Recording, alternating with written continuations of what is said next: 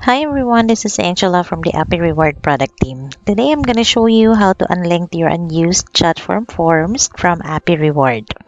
Once your campaigns are finished or stopped, the link between your campaigns and your Jotform forms remains. If you want to use your form with a new campaign, you will first need to unlink the Jotform form from the old campaign.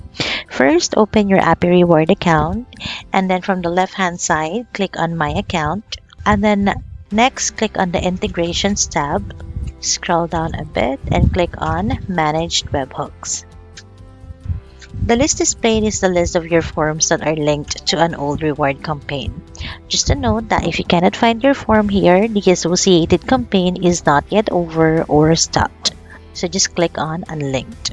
Please do not hesitate to contact us if you have further questions. We are always here to support you.